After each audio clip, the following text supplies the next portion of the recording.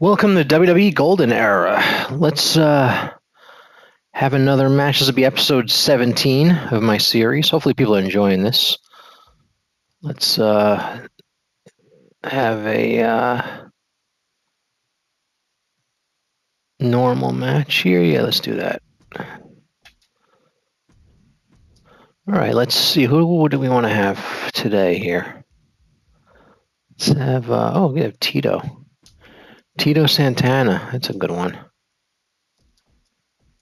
Oh, I know a good one. They used to battle for the Intercontinental title in the 80s. Don Muraco. That'd be fun. Let's do that. Make a pin only match. I'll do both. Why not? And no DQ, no rope break, no exiting. Let them just stay in the ring here.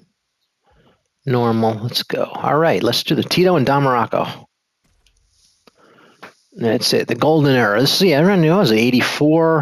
Around they were battling for the Intercontinental title. Tito beat Muraco for the title. Yes, Tito in his Strike Force gear there. Yeah, these are good creations here. I think the Don Muraco I got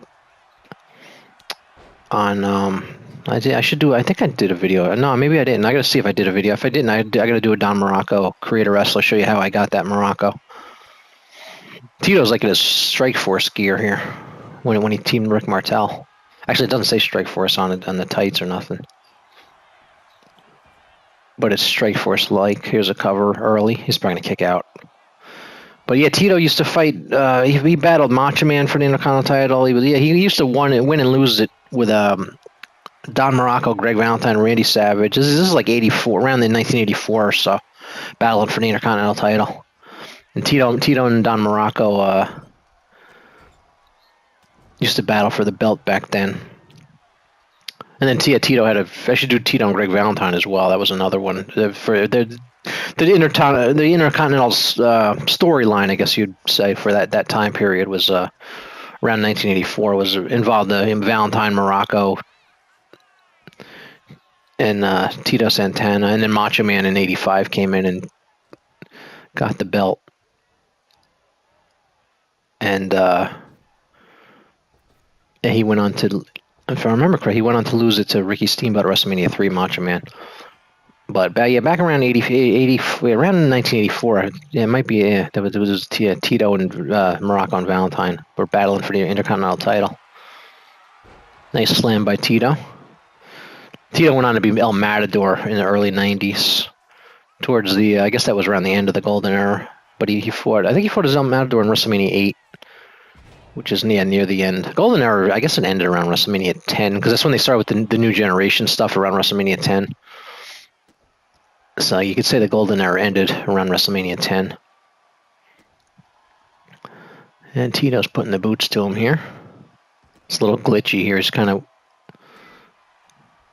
There he goes. Oh, nice forearm by Muraco. Remember, Muraco was the Magnificent Muraco, and he was the Rock. He was actually the Rock. Before the Rock, he was the Rock Don Muraco. And Superstar Billy Graham managed him. And he had, of course, Mr. Fuji managed him. And he was a big guy. He fought Hogan for the belt and stuff. I think he fought Hogan in a cage match too, if I remember correctly, for the belt in the 80s. He was a title contender in the 80s, and yeah, he was an Intercontinental champion too. But yeah, he was from Hawaii. I think he lives in Hawaii to this day. Don Muraco. But yeah, another wrestler that made the 80s what it was, the Golden Era what it was. 80s and early 90s. And both these guys, they had LJN figures too at the time. There was a Don Muraco figure and a Tito. And I think there was a Strike Force tag team as well, I believe, if I remember. There was like a singles Tito and a tag team Tito with Strike Force. Yeah, Strike Force, actually, I think Rick Martel was in a team called the Can-Am Connection. They actually fought the first match of WrestleMania 3. And And then Tom Zink got fired. I don't know what happened with him, but then this when Strike Force happened, and then Tito. Otherwise, there would have never been a Strike Force if Tom Zink stayed. It would have just been the Can-Am Connection.